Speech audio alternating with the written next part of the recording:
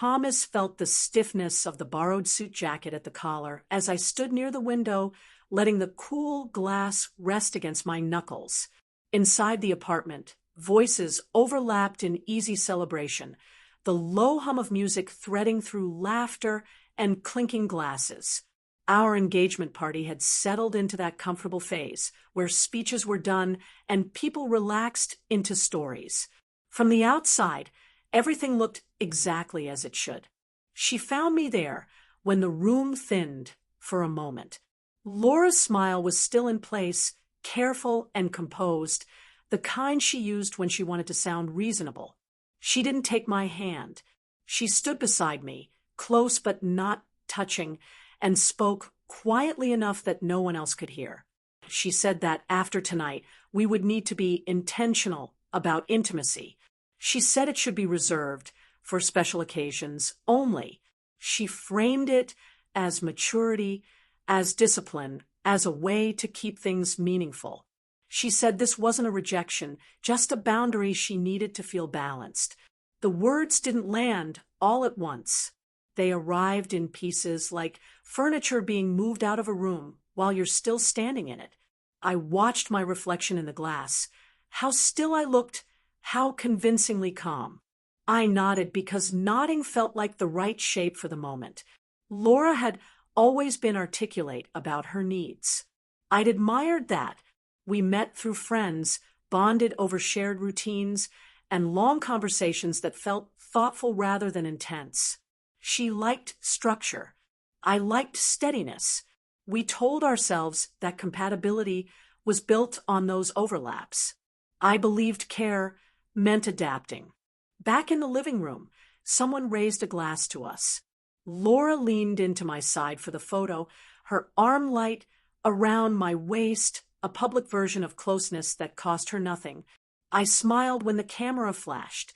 The applause washed over us, warm and convincing. Later, after the last guest left and the apartment returned to its original proportions, we sat on opposite ends of the couch. The confetti on the floor caught the lamplight, bright and out of place. Laura spoke again, clarifying. She said love didn't require frequency. She said commitment could be deeper without physical expectation. She said this was about her growth. I asked what special occasions meant. She listed milestones with the ease of someone who had rehearsed, anniversaries, celebrations, planned moments. She avoided my eyes while she spoke, focusing instead on straightening a cushion that didn't need it. I listened. I didn't argue.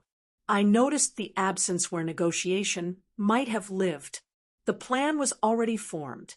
My role was to accept it. That night, I slept lightly, aware of the distance between us even as we shared the bed. The ceiling fan clicked with each rotation, a sound I hadn't noticed before. When morning came, the light revealed the quiet aftermath. Empty glasses, folded coats, a ring box still open on the table. Laura left early to meet a friend, kissing my cheek with the same efficiency she'd used the night before. The door closed behind her with a soft finality. I made coffee and stood at the counter, mug warming my hands. The apartment felt neutral, like a place waiting for instruction. I thought about the years ahead, mapped out with care and conditions. I thought about how often I'd already begun to edit myself, to make space for boundaries that narrowed without discussion. Choosing a different path didn't feel dramatic. It felt precise. I packed while the coffee cooled. Not everything, just what belonged to me without explanation. Clothes that felt like my body, documents, a book I'd been reading quietly beside her. I left the ring where it was.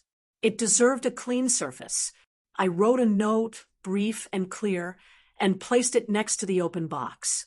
I didn't accuse. I didn't justify. I said that I respected her honesty and that I was choosing a life where closeness wasn't rationed. I wished her well because I meant it. By the time Laura returned, the apartment held only traces of me. She called my name once, then again, confusion threading into her voice. I wasn't there to translate my absence into something easier to accept. Living alone recalibrated my days. Mornings arrived without negotiation. I learned what silence sounded like when it wasn't shaped by restraint. Friends asked what happened. I told them the truth in a single sentence. Most understood more than they said. Weeks later, Laura reached out, her messages careful, surprised by the finality she hadn't anticipated. She said she hadn't thought I would leave. She said she believed love would make me patient. I didn't respond immediately. When I did, I thanked her for being clear when it mattered. I said I hoped she found the balance she was seeking. I didn't reopen anything. Some decisions don't benefit from revision. I don't speak badly of her. She wasn't wrong to name her boundaries. I was simply wrong to believe that adapting endlessly was the same as loving well. On the night of our engagement party, she told me what the future would require of me. The next day, I chose a different path, not out of anger, not out of pride, but out of respect for a truth that had finally been stated aloud. Walking away wasn't an act of disappearance.